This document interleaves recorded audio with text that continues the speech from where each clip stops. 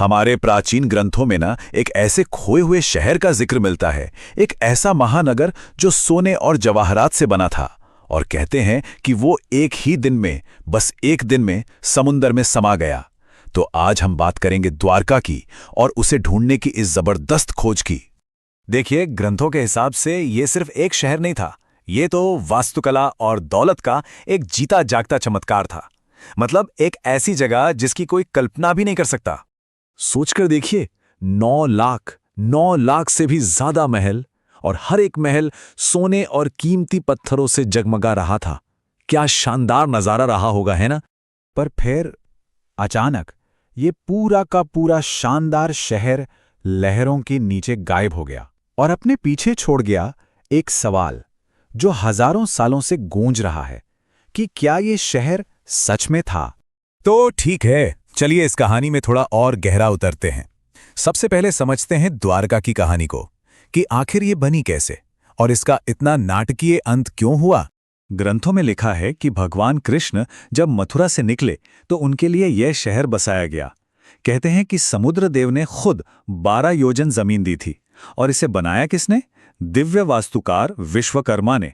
मतलब ये कोई आम शहर नहीं था, ये एक पूरी तरह से प्लान की हुई सिटी थी, जिसका अपना एक बड़ा बंदरगाह था, बेहतरीन सिंचाई व्यवस्था थी, और जाहिर है शानदार महल तो थे ही।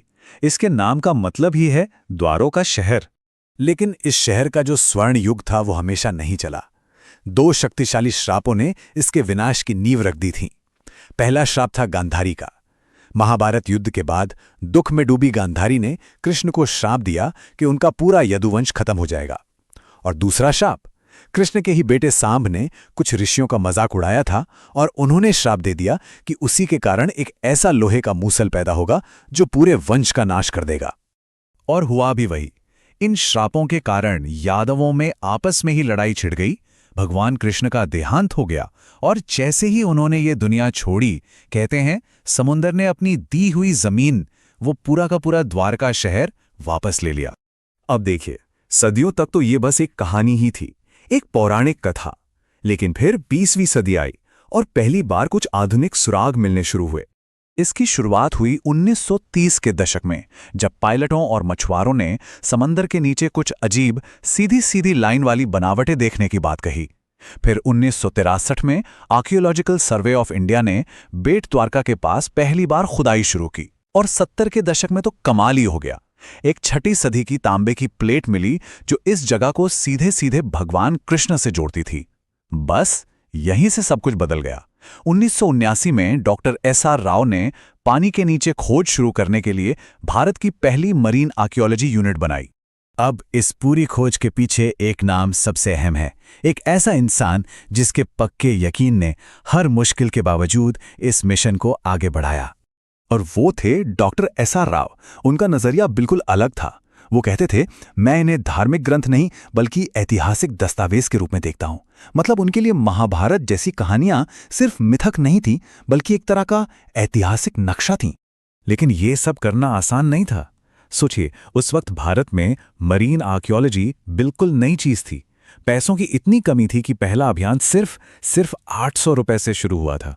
साइंटिफिक कम्युनिटी में भी बहुत लोग थे जो इस बात पर यकीन नहीं करते थे, और सोनार या अंडर वाटर रोबोट जैसी मॉडर्न टेक्नोलॉजी तो थी ही नहीं। इसके बावजूद 1983 से 92 के बीच 12 से ज्यादा अभियानों में डॉक्टर राव और उनकी टीम ने जो खोजा वो कमाल था। उन्हें एक 560 मीटर लंबी पत्थर की दीवार मिली जो एक बड़े किलेबंद शहर का सबूत थी। 30 से ज्यादा पत्थर के लंगर मिले जो साबित करते थे कि यहां एक बहुत व्यस्त बंदरगाह था।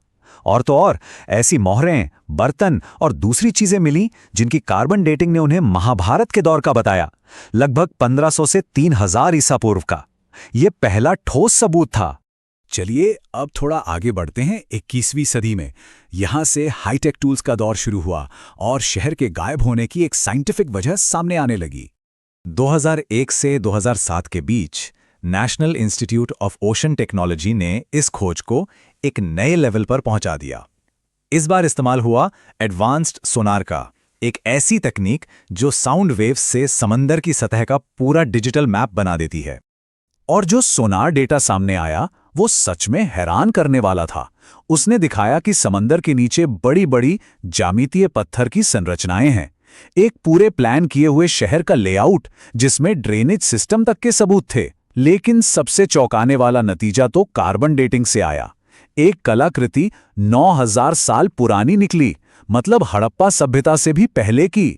ये तो इतिहास को ही बदलने वाली बात थी। और यहीं पर आकर कहानी बहुत दिलचस्प हो जाती है। एक तरफ पौराणिक कथा है जो कहती है कि शहर एक दिव्य श्राप की वजह से डूबा, और दूसरी तरफ साइंस है जिसकी थियरी ये है कि लगभग 5000 ईसा पूर्व में समंदर का लेवल अचानक बहुत तेजी से बढ़ा होगा, शायद किसी सुनामी जैसी घटना की वजह से। मतलब वजह अलग अलग हो सकती है, लेकिन घटना एक ही है, एक शहर का पानी में डूब जाना। तो द्वारका की ये कहानी सिर्फ इतिहास की किताबों में नहीं है, ये एक जीती जागती विरासत है जो आज भी हमारे सामने खुल रही है। हाल ही में 25 फरवरी 2024 को एक ऐसा पल आया जिसने पूरी दुनिया का ध्यान खींचा।